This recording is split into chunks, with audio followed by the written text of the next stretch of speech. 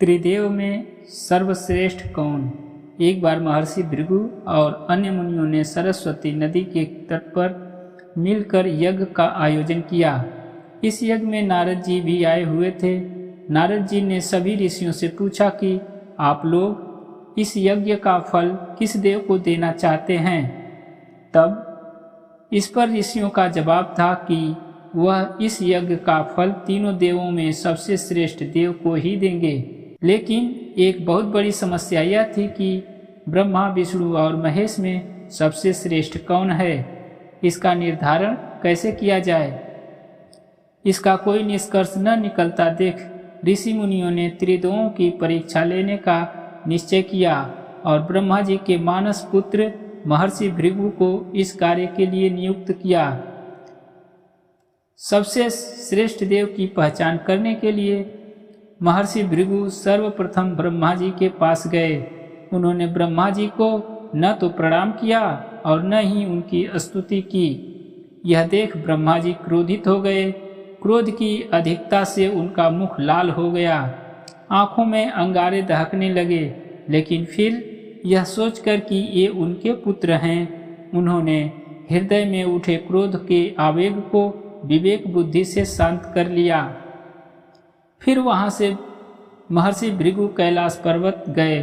देवादिदेव भगवान महादेव ने देखा कि भृगु आ रहे हैं तो वे प्रसन्न होकर अपने आसन से उठे और उनका आलिंगन करने के लिए अपनी भुजाएं फैला दी।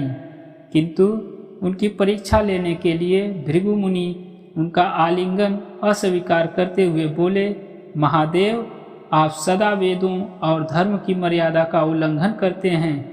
दुष्टों और पापियों को आप जो वरदान देते हैं उनसे सृष्टि पर भयंकर संकट आ जाता है। इसलिए मैं आपका आलिंगन कदापि स्वीकार नहीं करूंगा। उनकी बात सुनकर भगवान शिव क्रोध से तिलमिला उठे।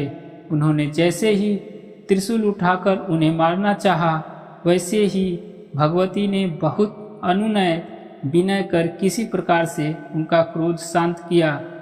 फिर इसके बाद भृगु मुनि विष्णु के लोक वैकुंठ लोक गए।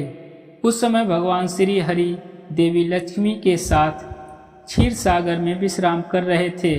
भृगु ने जाते ही भगवान विष्णु के छाती पर लात मारी। भक्त वत्सल भगवान विष्णु शीघ्र ही अपने आसन से उठ खड़े हुए और उन्हें प्रणाम करके उनके चरण सहलाते हुए बोले, भगवान, आपके पाँव में कहीं चोट तो नहीं लगी? कृपया इस आसन पर विश्राम कीजिए। भगवान, मुझे आपके शुभ आगमन का ज्ञान न था, इसलिए मैं आपका स्वागत नहीं कर सका।